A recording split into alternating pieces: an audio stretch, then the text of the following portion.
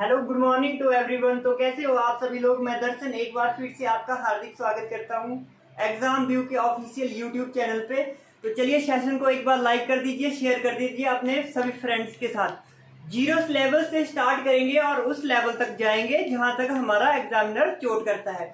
तो चलिए सेशन की शुरुआत करते हैं आज बहुत ही बेहतरीन मोटिवेशन कोड के साथ कि अगर कामयाब बनना है तो मंजिल पर नजर रखिए। कि अगर आपने कामयाब बनना है तो मंजिल पर नजर रखिए, कौवों के टोकने से चील रुका नहीं करते।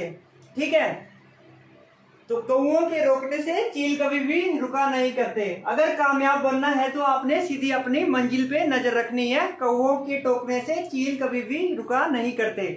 तो आपको सीधा ज्ञान नहीं लेना है ज्यादा, आपको सीधा सिलेक्शन लेना है। तो हमारा टारगेट रहेगा previous year question paper. Question number 1 है आज का आपकी स्क्रीन पे। हड़प्पा सभ्यता का कौन सा नगर 3 भागों में विभाजित था। हड़प्पा सभ्यता का कौन सा नगर 3 भागों में विभाजित था। ऑप्शन ए है आपके पास कालीबंगा, ऑप्शन बी है धौलावीरा, ऑप्शन सी है लोथल, ऑप्शन डी है चनहुदड़ो। हड़प्पा सभ्यता का कौन सा नगर 3 भागों में विभाजित था। ऑप्शन ए है आपका Kalibangan, option B Dholavira, option C Lothal और ऑप्शन नंबर डी है चुनहुदड़ो। तो इसका जो राइट आंसर है वो हो जाएगा आपका धौलावीरा। अगर आपसे पूछा जाता है कि धौलावीरा कहाँ पे स्थित है तो इसका हो जाएगा धौलावीरा कहाँ पे है, गुजरात में। अगर आपसे पूछा जाता है कि लोथल कहाँ पे स्थित है तो लोथल का भी आंसर क्या हो जाएगा, गुजरात। अगर आपसे पूछा जाता है कि कालीबंगा तो कालीबंगा से हमें क्या मिलता है, जुते हुए खेतों के परिणाम।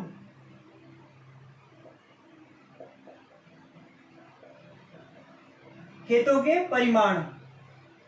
और चुनहुदड़ो में क्या था आपका, मन के बनाने का कारखाना।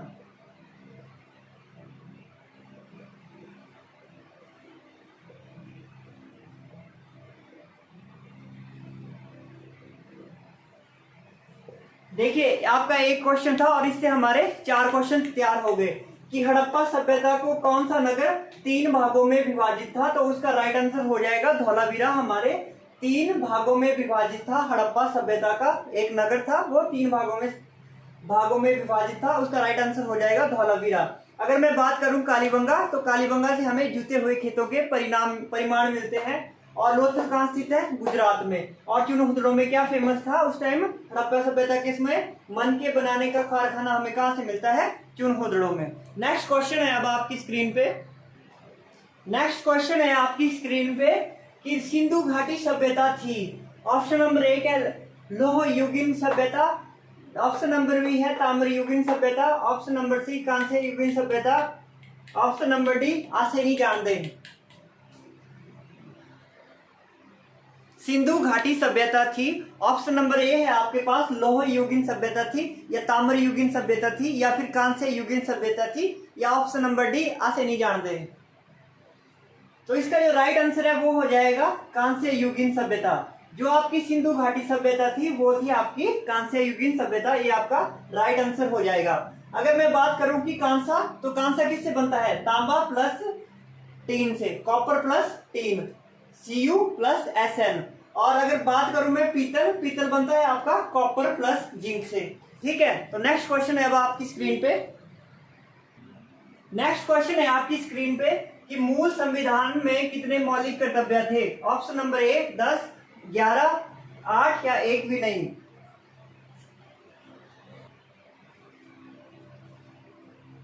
मूल संविधान में कितने मौलिक कर्तव्य थे। ऑप्शन नंबर ए है एक, ऑप्शन नंबर ए है आपका 10, option number B 18, option number B 11, option number C 8, option number D एक भी नहीं। तो इसका जो राइट आंसर है वो हो जाएगा आपका एक भी नहीं। जो हमारा मूल संविधान था उसमें एक भी मौलिक कर्तव्य नहीं थे। अगर आपसे पूछा जाता है कि मौलिक कर्तव्य कहां से लिए गए हैं, फंडामेंटल ड्यूटीज, तो ये लिए गए हैं आपके रूस सोवियत संघ से। ठीक है, अगर एग्जाम में पूछा जाता है कि सोवियत मतलब हमारे मौलिक कर्तव्य कहां से लिए गए हैं तो वो लिए गए हैं रूस से। और हमारे मूल संविधान में मौलिक कर्तव्य एक भी नहीं था। तो इसको जोड़ा गया था कौन सी अनुसूची, जैसे मैं इसका संविधान संशोधन हुआ था 42वां संविधान संशोधन कॉन्स्टिट्यूशन अमेंडमेंट कब हुआ था? 1976 में। और कौन सी समिति थी? सरदार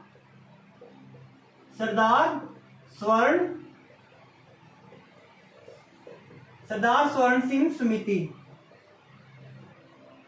ठीक है, तो आपका क्वेश्चन था हमारे पास मूल संविधान में कितने मौलिक कर्तव्य हैं, तो वो है एक भी नहीं, मौलिक कर्तव्य एक भी नहीं था। और जो हमारे फंडामेंटल ड्यूटीज हैं, मौलिक कर्तव्य हैं, वो कहां से लिए गए हैं? रूस सोवियत संघ से। और इसमें कौन सा संविधान संशोधन हुआ था? 42वां संविधान संशोधन हुआ था। कब हुआ था? 1976 में हुआ था। और कौन सी समिति थी? सरदार स्वर्ण सिंह समिति। नेक्स्ट क्वेश्चन है अब आपकी स्क्रीन पे।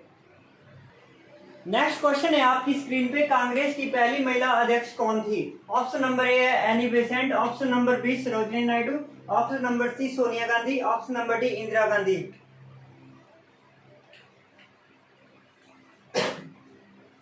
कांग्रेस की पहली महिला अध्यक्ष कौन थी? ऑप्शन नंबर ए है आपका Annie Besant, option number B है Sarojini Naidu, option number C Sonia Gandhi, option number D Indira Gandhi. बहुत ही इजी क्वेश्चन है, तो आना चाहिए सबको। तो इसका राइट आंसर हो जाएगा कांग्रेस की पहली महिला अध्यक्ष कौन थी? तो वो थी आपकी एनी बेसेंट। अगर आपसे पूछा जाता है कि कांग्रेस की पहली भारतीय महिला अध्यक्ष कौन थी, ये नॉर्मल पूछा गया है कि कांग्रेस की पहली महिला अध्यक्ष कौन थी, तो वो थी एनी बेसेंट। अगर आपसे पूछा जाता है कि कांग्रेस की पहली महिला भारतीय महिला कौन थी, भारतीय महिला अध्यक्ष, वो थी आपकी सरोजिनी नायडू। अगर मैं बात करूं एनी बेसेंट की, तो ये थी हमारी कांग्रेस की पहली महिला अध्यक्ष। तो इनकी एक पत्रिका है, उसका नाम है कॉमनवेल्थ पत्रिका। कॉमनवेल्थ पत्रिका। अगर आपसे पूछा जाता है कि कॉमनवेल्थ पत्रिका किसकी है, तो वो है आपकी एनी बेसेंट की। अगर मैं बात करूं सरोजिनी नायडू, तो सरोजिनी नायडू के जन्मदिन पर अंतर्राष्ट्रीय महिला दिवस बनाया जाता है। वो कब बनाया जाता है? इनके जन्मदिन पर। इनका जन्मदिन कब हुआ था? 13 फरवरी को। 13 फरवरी को हुआ था, इसलिए क्या बनाया जाता है उस दिन? राष्ट्रीय महिला दिवस। और ये कौन थी? हमारे कांग्रेस की पहली भारतीय महिला अध्यक्ष थी। और ये क्या थी? हमारी भारत की पहली महिला राज्यपाल भी कौन थी? भारत की पहली महिला राज्यपाल भी हमारी सरोजिनी नायडू थी। नेक्स्ट क्वेश्चन है अब आपकी स्क्रीन पे। नेक्स्ट है अब आपके सामने हमारे संविधान के महत्वपूर्ण अनुच्छेद, इंपॉर्टेंट आर्टिकल। पहला है आपके पास, जैसे अनुच्छेद 1 से 4 में क्या दिया गया है आपका? अनुच्छेद 1 में 4 में दिया गया है संघ एवं राज्य। मतलब हमारे कितने राज्य हैं और कितने यूटीज हैं, वो आप कमेंट में बताएंगे कि अभी भारत में प्रेजेंट में कितने राज्य हैं और कितने केंद्र प्रशासित प्रदेश हैं। ठीक है। और अनुच्छेद 5 से 11 में दिया गया है आपका नागरिकता। नागरिकता के बारे में किसमें दिया गया है? अनुच्छेद 5 से 11। नेक्स्ट अनुच्छेद आता है आपका अनुच्छेद 14। तो 14 में दिया गया है विधि का शासन या फिर विधि के समक्ष समानता। नेक्स्ट अनुच्छेद हमारा आता है अनुच्छेद नंबर 17 में दिया गया है आपका अस्पृश्यता या फिर छुआछूत। ठीक है। नेक्स्ट आर्टिकल आता है आपका अनुच्छेद 18 में दिया गया है उपाधियों का अंत। लेकिन इसका एक अपवाद है, सेना एवं विद्या। सेना एवं विद्या, ये इसका अपवाद है। तो अनुच्छेद 18 में दिया गया है उपाधियों का अंत। नेक्स्ट है आपके पास अनुच्छेद 19(1)(a। तो इसमें दिया गया है विचार और अभिव्यक्ति की स्वतंत्रता। बोलने का अधिकार किसमें दिया गया है? विचार एवं अभिव्यक्ति की स्वतंत्रता। वो है आपका अनुच्छेद 19(1)(a। एक बार फिर से रिवीजन कर लो। अनुच्छेद 1 से 4 संघ एवं राज्य। आपने बताना है कि कितने राज्य हैं और कितने केंद्र प्रशासित प्रदेश हैं। ठीक है। अनुच्छेद 5 से 11 में दिया गया है हमारा आर्टिकल नागरिकता। अनुच्छेद है आपका 14, इसमें दिया गया विधि का शासन एवं विधि के समक्ष समानता। नेक्स्ट है हमारा अनुच्छेद 17, अस्पृश्यता एवं छुआछूत के बारे में बताया गया है अनुच्छेद 17 में। ठीक है। नेक्स्ट आर्टिकल है आपका आर्टिकल नंबर 18 उपाधियों का अंत, और इसका अपवाद है सेना एवं विद्या। नेक्स्ट आर्टिकल है आपका अनुच्छेद 19A के, इसमें दिया गया है विचार और अभिव्यक्ति की स्वतंत्रता। नेक्स्ट क्वेश्चन है अब आपकी स्क्रीन पे कुछ, अब हमारे पास आता है इंग्लिश का सेक्शन एंटोनिम्स। ठीक है, तो पहला एंटोनिम्स है हमारे पास फास्टिडियस।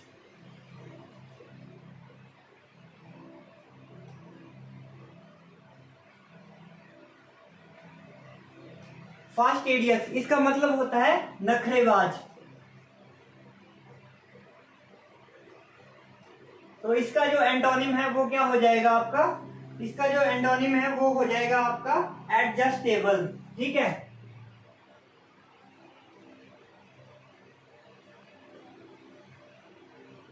फास्टिडियस होता है आपका नखरेबाज, जो नखरे करता हो, तो इसका विलोम क्या हो जाएगा, अपोजिट हो जाएगा एडजस्टेबल, जो आसानी से एडजस्ट कर लेता हो। नेक्स्ट है आपके पास शैलो।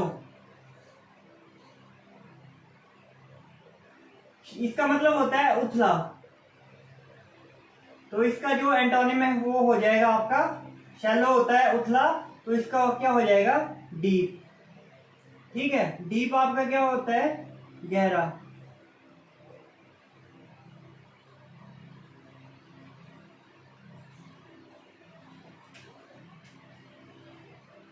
नेक्स्ट है आपका ब्लीक। ब्लीक क्या होता है आपका बेरंग, जिसका कोई भी रंग ना हो। तो ब्लीक का क्या हो जाएगा आपका ब्राइट, मतलब चमकीला।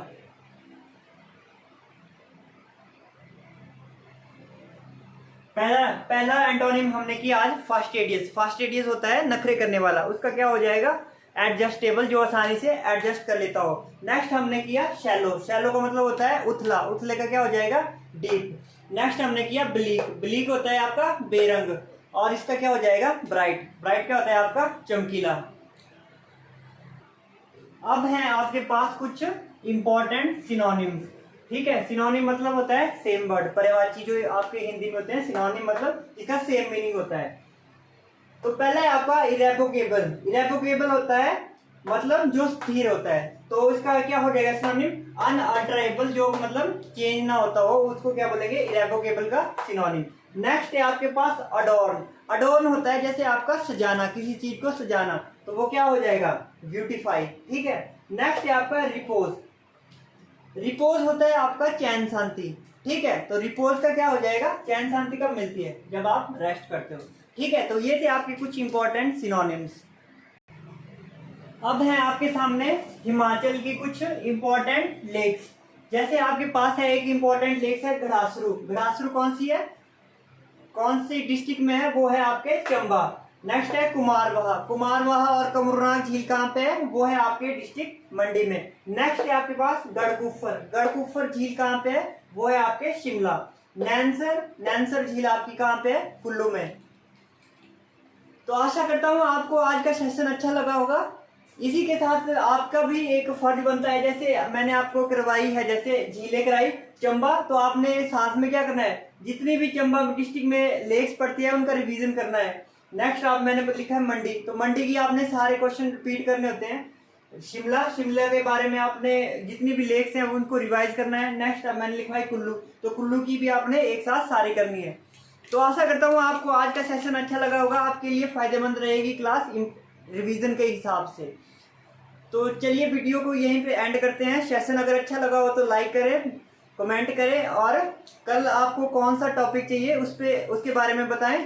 बहुत बहुत धन्यवाद, थैंक यू सो मच।